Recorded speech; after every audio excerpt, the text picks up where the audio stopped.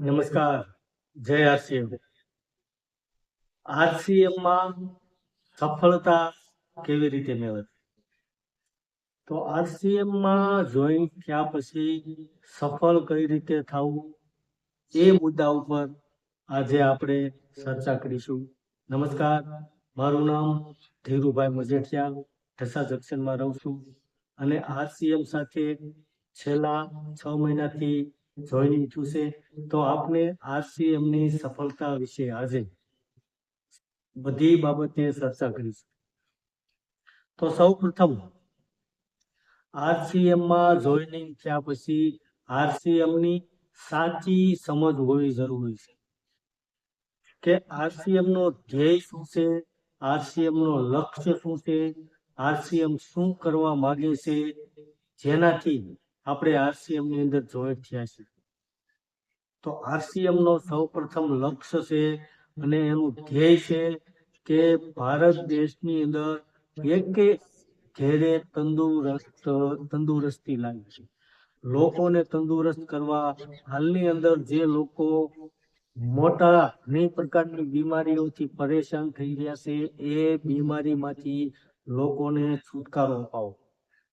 તો આરસીએમ ની આ જે સમજ છે તેની અંદર આરસીએમ ની દરેક પ્રોડક્ટ છે તે 100% શુદ્ધ છે. તે સામેની વ્યક્તિઓને તેની જાણકારી આપી અને એ 100% શુદ્ધ પ્રોડક્ટ નો યુઝ કરવાથી તમારા ઘેરની અંદર લોકો તંદુરસ્ત, કાયમ માટે તંદુરસ્ત રહેશે એની સમજ આપી. આરસીએમ ની દરેક પ્રોડક્ટ જે છે એ માર્કેટમાં બીજી 100% પ્રોડક્ટ શુદ્ધ નથી આવતી, આરસીએમ ની પ્રોડક્ટ 100% શુદ્ધ આવે છે એ ખાતરી આપી. આ બધી બાબતની સમજ હોવી જોઈએ. આરસીએમ ની દરેક પ્રોડક્ટ શું ઉપયોગમાં આવે છે અને માર્કેટમાંથી જે પ્રોડક્ટ આવે છે તે શું નુકસાન કરે છે એ દરેક બાબતની સમજ હોવી જરૂરી છે. તો જ તમે આવનારા સમયની અંદર આરસીએમ માં સફળ થઈ શકશો. તો સૌ પ્રથમ આરસીએમ બાબતે તમામ પ્રકારની સમજ હોવી જરૂરી છે. જો તમારામાં સમજ હશે, તમારામાં આરસીએમ બાબતે તમામ પ્રકારની જાણકારી હશે, તો જ તમે સામેની વ્યક્તિને આરસીએમ ની પ્રોડક્ટ વિશે વધારે માહિતી આપી શકશો અને વધારે આરસીએમ ની પ્રોડક્ટ નો વિશ્વાસ સામેની વ્યક્તિ પાસેથી તમે મેળવી શકશો. તો ત્યારબાદ આ તો આરસીએમ ની પ્રોડક્ટ થઈ. આરસીએમ ની અંદર આરસીએમ ની પ્રોડક્ટ યુઝ કરવાથી લોકોને જે તંદુરસ્તી આપવાની વાત થઈ એ થઈ. અને ત્યારબાદ તમારે એમાં વધારે સફળતા મેળવવી છે તો તમારે મજબૂત ટીમ બનાવવી પડશે. મજબૂત ટીમ એટલે કે સૌ પ્રથમ તમારું જોઈનિંગ થાય તો એ લાઈન ની અંદર એ લેગ છે, એ લેગ ની અંદર તમારે મજબૂત લોકોને જોઈનિંગ આપવું પડશે અને તે આવનારા સમયની અંદર આરસીએમ માંથી કંઈક મેળવવાની ઈચ્છા ધરાવતા હોય, કંઈક એના સપના હોય કે આરસીએમ માંથી હું કંઈક પ્રાપ્ત કરવા માંગુ છું, એવા મજબૂત લોકોને જોઈનિંગ આપશો તો જ આરસીએમ માં તમે સૌથી વધારે સફળતા મેળવી શકશો. તો મજબૂત ટીમ એટલે કે સૌ પ્રથમ તમારી એ લેગ છે એને મજબૂત બનાવો. જે મોટી થાય ત્યારબાદ તમે બી લેગ ખોલો અને બી લેગ ખોલો એની અંદર તમે એક વ્યક્તિને એવાને જોઈનિંગ આપો કે જેઓ આરસીએમ માં વધારે રસ ધરાવતા હોય અને આરસીએમ માં જોઈનિંગ થયા પછી દર મહિને પ્રોડક્ટની ખરીદી કરતા હોય, જેનાથી એ પ્રોડક્ટ ખરીદી કરે એને ફાયદો થાય અને જોઈનિંગ આપણે કરાવીશું તો આપણને પણ ફાયદો થાય. તો મજબૂત ટીમ એ છે કે એક તમારી બી લેગ ની અંદર અથવા એ લેગ ની અંદર એક એવા મજબૂત વ્યક્તિ હોવા જોઈએ, લીડરશિપ ધરાવે એવા વ્યક્તિ હોવા જોઈએ કે જે જોઈનિંગ થયા પછી જે જવાબદારી પોતે લઈ શકે કે આવનારા સમયની અંદર વધારે જોઈનિંગ કરવાનું હોય તો એ પોતે પોતાની લીડરશિપ થી સામેની વ્યક્તિને સમજાવી અને આરસીએમ ની માહિતી આપી શકે વધારે સરળ અને સુઘડ રીતે. તો આ એક બીજો પાયો છે કે મજબૂત ટીમ હોવી જરૂરી છે. મજબૂત ટીમ એ લેગ તમારી મજબૂતી છે, ત્યારબાદ બી લેગ તમે મજબૂત બનાવશો તો તમારે સૌથી વધારે આવક બનાવવામાં સરળતા રહેશે અને તમે ઝડપથી RCM ના માધ્યમથી વધારે ઇન્કમ મેળવી શકશો. અને ત્યારબાદ નિયમિત એક્શનમાં રહેવું. નિયમિત એક્શનમાં રહેવું એટલે ડેઈલી જે આપણે જેને પ્રોડક્ટ આપી છે તે એ પ્રોડક્ટ યુઝ કરે છે, એમને શું ફાયદો થયો છે એમની માહિતી મેળવવી, તેમને વારે વારે કોલ કરી અને જણાવવું અથવા જાણકારી મેળવવી કે આવનારા હવે આ મહિને ખરીદી બાકી હોય તો ખરીદી કરાવવી અને દર મહિને નવા નવા જોઈનિંગો અપાવવા, દર મહિને એક લક્ષ્ય રાખવું કે આ મહિને આપણે આટલા જોઈનિંગ આપવા છે જેનું એક લિસ્ટ બનાવવું અને લિસ્ટ બનાવ્યા પછી એ વ્યક્તિને સમય અનુસાર મળવા જવું અને એ વ્યક્તિને જોઈનિંગ અપાવવું. તો આ જે નિયમિત એક્શન છે આપણે ત્યારબાદ આપણા લીડરો છે તેમની પાસેથી RCM બાબતે તમામ પ્રકારની માહિતી મેળવવી અને કઈ આપણે ફિલ્ડમાં ગયા હોય ત્યારે જો આપણને કઈ પણ મુશ્કેલી પડી હોય અને કોઈ પણ સવાલો એવા ઉદ્ભવ્યા હોય તો તે સવાલોના જવાબ માટે, તે સવાલોના નિરાકરણ માટે લીડરશીપ જે આપણા લીડરો હોય તેમની પાસેથી સજેશન લેવું, તેમની પાસેથી માહિતી મેળવવી અને કઈ પણ મૂંઝવતા પ્રશ્ન હોય તો તેના નિરાકરણ માટે લીડરશીપની જે આપણા લીડરો હોય તેમની પાસેથી આપણે કઈ પણ માહિતી મેળવી શકીએ. તો રેગ્યુલર નિયમિત એક્શનમાં રહેવું, રેગ્યુલર નિયમિત એક્શનમાં રહેવું, આ એક્શન એ છે કે જેનાથી તમે સામેની લોકોને RCM ની અંદર જોઈન્ટ કર્યા છે તો એની અંદર એના મનની અંદર RCM નીકળી ન શકતું હોય.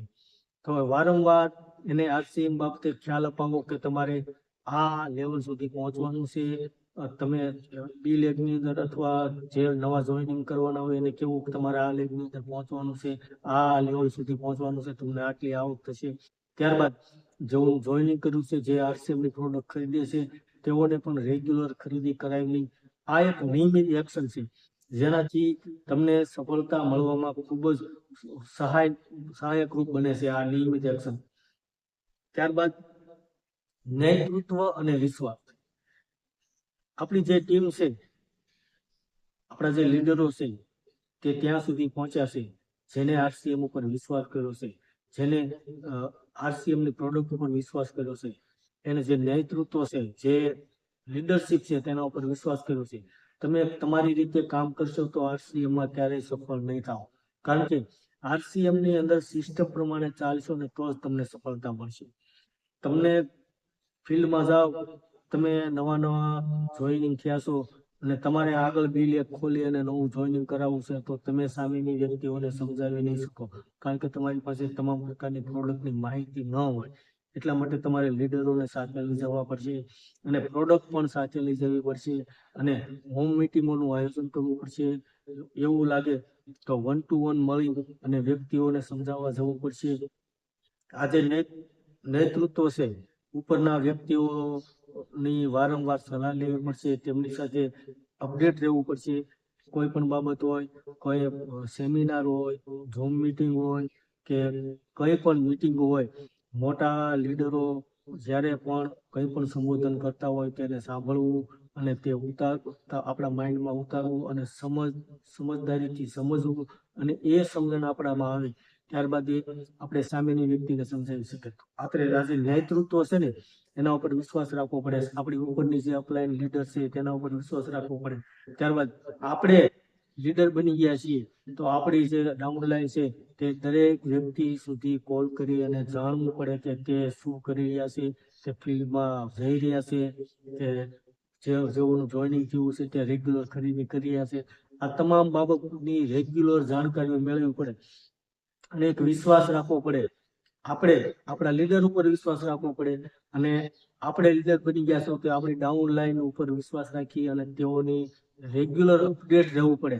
આ એક RCM ની સફળતાનો મોટો પાયો પણ હોઈ શકે. ત્યારબાદ સમય અને લક્ષ્ય નક્કી કરવો. ધારો કે આપણે આવતીકાલે શું કરવાનું છે એ ફિક્સ કામ હોવું જોઈએ કે આવતીકાલે આપણે આ વ્યક્તિને મળવાનું છે, લિસ્ટ હોવું જરૂરી છે. આવતીકાલે આટલી વ્યક્તિઓ સાથે આપણે મીટિંગ કરવાની છે અથવા કે સમય આપણે જે પણ લેવલે છીએ આવનારા મહિનામાં આપણે લેવલ ચેન્જ કરવાનું છે, તો 6 મહિનાની અંદર આપણે આ લક્ષ્ય સુધી પહોંચવું છે, તો એની અંદર આપણે કેટલા જોઈનિંગ આપવા અને કેવી રીતે ફિલ્ડમાં જઈને કામ કરવું એ એક લક્ષ્ય નક્કી હોવો જોઈએ. તો જ આપણે સફળતા હાલમાં જે લીડરો સફળતા સુધી પહોંચે છે ને ત્યાં સુધી પહોંચી શકશું. અને RCM ની અંદર તમે જેટલું ધારે એટલી સરળતા નથી, કારણ કે તમે ફિલ્ડમાં જાઓ ત્યારે તમને ખ્યાલ આવે કે લોકોના સવાલો કેવા હોય છે. લોકો ઘણા પ્રકારના સવાલો કરે છે. પહેલી વાત તો લોકોને આ જે નવી બાબત છે ને ઉપર વિશ્વાસ જ નથી આવતો. આપણે એમનો વિશ્વાસ કેળવવાનો છે. સામેની વ્યક્તિ આપણા ઉપર વિશ્વાસ કરે એના કરતા વધારે RCM ની પ્રોડક્ટ ઉપર વિશ્વાસ કરે એ વધારે મહત્વનું છે. તો આ દરેક બાબત છે કે RCM ની અંદર સફળતા કેવી રીતે મેળવવી. તો આજે સાચી સમજ છે, મજબૂત ટીમ છે, નિયમિત એક્શનમાં રહેવું, નેતૃત્વ અને વિશ્વાસ થી કામ કરવું, સમય અને લક્ષ્ય નક્કી કરવો, આ બધું તમારી સફળતા નક્કી કરશે. આ બધાના હિસાબે તમને સફળતા મળશે. RCM ની અંદર સફળ થવું હોય તો આ દરેક મુદ્દા ઉપર ધ્યાન રાખી, દરેક મુદ્દા ઉપર ભાર મૂકી અને આગળ કાર્યવાહી કરવી પડશે. અને નિયમિત કામ કરતાનું તો એક દિવસ તમને સફળતા જરૂર મળશે. આ પણ તમારે વિશ્વાસ રાખવો જોઈએ. કારણ કે રેગ્યુલર કામ કરો, સામેની વ્યક્તિને તમે રેગ્યુલર વાત કરો, પ્રથમ વખત ના પાડે તો ક્યારેક હા પાડે એવું પણ બને. કારણ કે એક વાત આપને જણાવી દઉં કે આપણા ઘરે મહેમાન આવ્યા હોય તો મહેમાનને આપણે એવું કહીએ કે ચા પાણી પૂછો તો એ મહેમાન ના જ પાડશે. જ્યારે ચા તૈયાર થઈને આવે ને ત્યારે એ ચા પી લેશે. તો આવી રીતે દરેક લોકો બીમારીથી પીડાઈ રહ્યા છે, દરેક લોકો બીમાર પડી રહ્યા છે, તેમાંથી તે છુટકારો મેળવવા માંગે છે. પરંતુ આપણે તેને સાચી સમજ આપવાની જરૂર છે કે આ બીમારીનું જે કારણ છે તે આપણે એને દર્શાવવું પડશે કે આ બીમારી થવાનું કારણ છે આપણે માર્કેટની અંદરથી કેમિકલ વાળો ખોરાક ખાઈએ છીએ, એને હિસાબે આપણે બધા બીમાર પડી રહ્યા છીએ. તો માર્કેટના બદલે RCM ની અંદરથી તમે પ્રોડક્ટ ખરીદવાનું ચાલુ કરો, જે 100% શુદ્ધ આવે છે, જે તમારી બીમારીને દૂર કરવાની એક વિશ્વાસ આપે છે, જે તમારી બીમારીને દૂર કરી શકે છે એવો વિશ્વાસ આપે. આ પણ જરૂરી છે. તો લોકો સામેથી તમને ક્યારેય નહીં કહે કે મારે RCM માં જોઈનિંગ થવું છે. તમારે એને જોઈનિંગ અપાવવું પડશે અને જે RCM ની સમજ રિયલી સમજ છે તે તમારે એને આપવી પડશે. તો દર્શક મિત્રો, RCM માં સફળતા કેવી રીતે મેળવવી એ મુદ્દા ઉપર મેં આજે આપની સાથે ચર્ચા કરી. તો RCM માં સફળ થવાના જે આ તમામ મુદ્દાઓ છે તેમના કરતા વધારે એક મુદ્દો છે કે બધું કામ આપણે પોતાને જ કરવું પડશે. આપણા લીડરો આપણી પાસે આવીને જોઈનિંગ કરાવવા નહીં આવે, વ્યક્તિઓને વ્યક્તિગત મેળવવા માટે નહીં આવે. આપણે જોઈનિંગ કરવાનું હોય અથવા RCM ની સમજ આપવાની હોય તો આપણે એ વ્યક્તિ પાસે ખુદને જવું પડશે. અને જો આપણાથી ન સમજે, આપણે ન સમજાવી શકીએ તો આપણે આપણા લીડરને બોલાવી અને એમની સાથે મીટિંગ કરાવવી પડશે. આ ખુદને આપણે પોતાને જ કરવું પડશે. જે પણ કામ તમારે સફળતા મેળવવી હોય તો તમારે પોતાને જ મેળવવી પડશે. RCM ની અંદર બે બાબત છે મેઇન. એક તો તમે પોતે તંદુરસ્ત રહો અને તમારા પરિવારને, તમારા ગામને અને તમારા દેશને તંદુરસ્ત રાખો. આ એક છે.